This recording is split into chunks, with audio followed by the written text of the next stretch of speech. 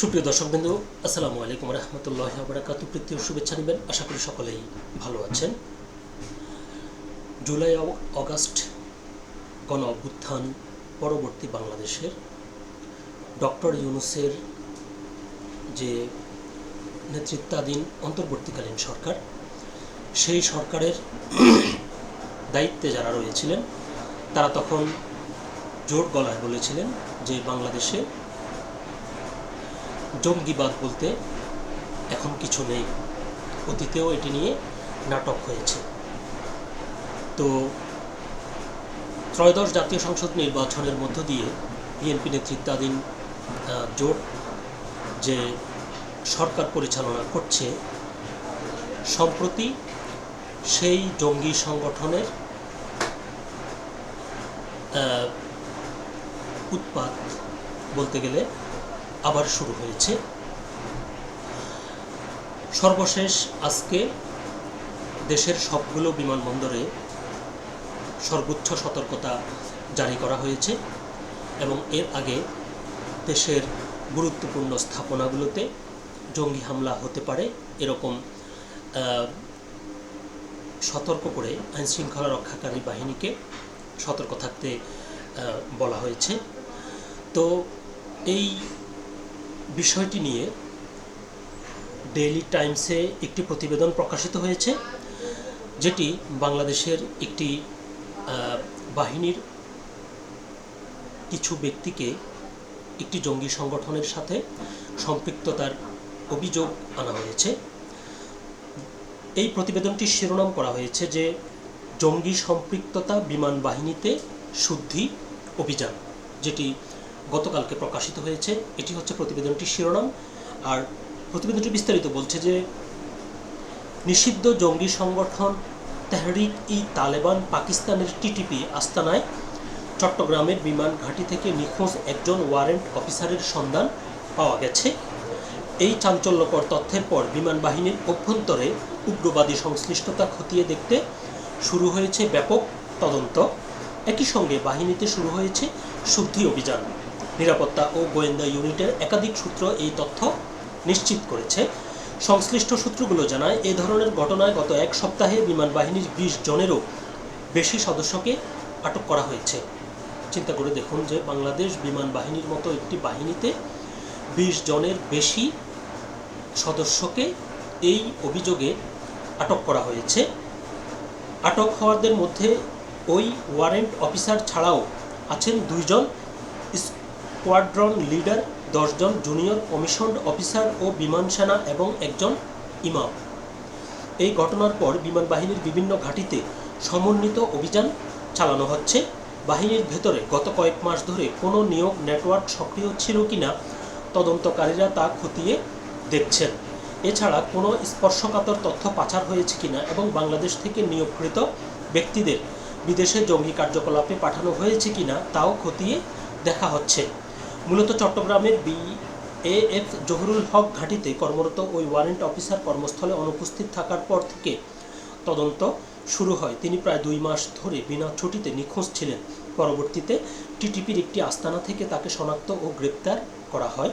TTP Pakistani শরিয়া আইন প্রতিষ্ঠান নামে সশস্ত্র লড়াই চালানো একটি নিষিদ্ধ জঙ্গি গোষ্ঠী।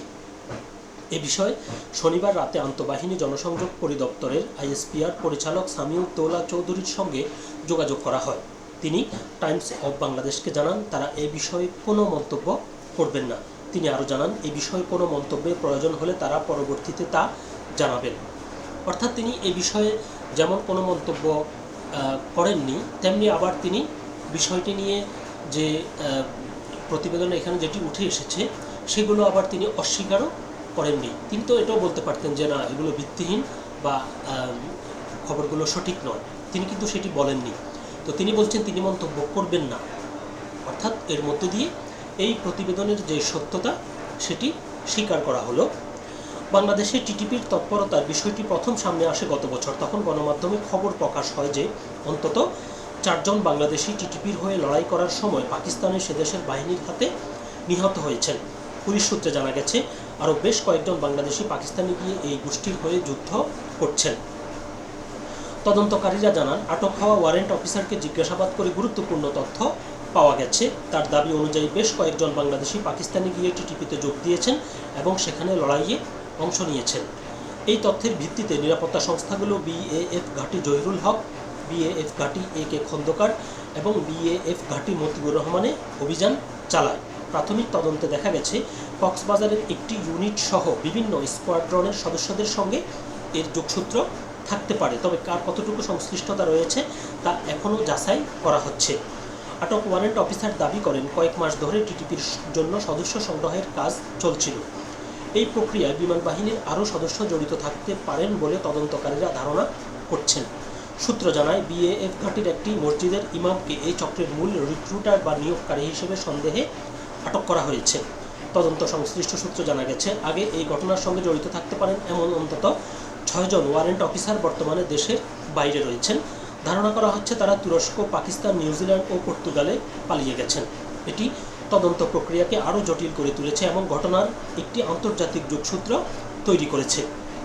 নাম প্রকাশ না করার শর্তে বিমান বাহিনীর একটি সূত্র টাইমস অফ বাংলাদেশকে জানান, ওই ওয়ারেন্ট অফিসারের তথ্যের বাইরেও তারা পলাতক কর্মকর্তাদের কিছু ইলেকট্রনিক ডিভাইস জব্দ করেছেন। এসব ডিভাইস থেকে পাওয়া তথ্যের ভিত্তিতেই অন্যদের আটক করা সম্ভব হয়েছে। কক্সবাজারের উখিয়া এলাকায় একটি প্রশিক্ষণ কেন্দ্র স্থাপনের চেষ্টার ইঙ্গিত পাওয়ার পর গোয়েন্দা নজরদারি জোরদার করা হয়েছে। নিরাপত্তা সংস্থাগুলোকে সামরিক বাহিনীর স্পর্শকাতর তথ্য ফাঁসের মতো ঝুঁকির বিষয়টি গভীরভাবে খতিয়ে দেখছে। কর্মকর্তারা এই পরিস্থিতিকে গুরুতর অভ্যন্তরীণ নিরাপত্তা উদ্বেগ হিসেবে বর্ণনা করেছেন, তবে তারা সতর্ক করে দিয়ে বলেন, তদন্ত এখনও চলছে এবং যথাযথ আইনি প্রক্রিয়ার মাধ্যমে অপরাধ প্রমাণিত না হওয়া পর্যন্ত কারো ব্যক্তিগত দায় নিশ্চিত করা যাবে না। কর্তৃপক্ষ জানায়, বর্তমানে সকল স্থাপনায় কঠোর গোয়েন্দা নজরদারি ও প্রতিরোধমূলক ব্যবস্থা জোরদার করা হয়েছে। টিটিপির হয়ে লড়াই করা বাংলাদেশিরা কারা? গত বছর ডিসেম্বরে পাকিস্তান ও বাংলাদেশের সংবাদ মাধ্যমে টিটিপির হয়ে যুদ্ধ করতে গিয়ে অন্তত 4 জন বাংলাদেশির মৃত্যুর খবর প্রকাশিত হয়। নিহতদের মধ্যে ফয়সাল হোসেন 22, জুবাইর আহমেদ 22 এবং রতন ডালি 29-এর নাম শনাক্ত করা গেছে। তো মূল প্রতিবেদনটি এ পর্যন্তই ছিল। তো যেটি বলতে হয় সেটি হলো যে আসলে এটি খুবই উদ্বেগজনক যে বাংলাদেশের সেনাবাহিনী, বিমান বাহিনী, নৌবাহিনী যারা বাংলাদেশের প্রতিরক্ষা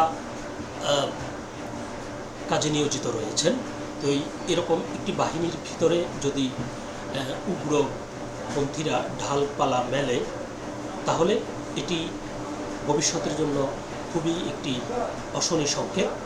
যেমন পাকিস্তানে আমরা কয়েকদিন পর পর দেখি যে আত্মঘাতী বোমা হামলা হচ্ছে এবং বিভিন্ন বাহিনীর লোকজন এবং বিভিন্ন জঙ্গি গোষ্ঠী এগুলো দায় স্বীকার করে এবং সেখানে একরকম মানে পাকিস্তানের গায়ের সাথে এটা এঁটে গেছে যে পাকিস্তান একটি জঙ্গিবাদী রাষ্ট্র।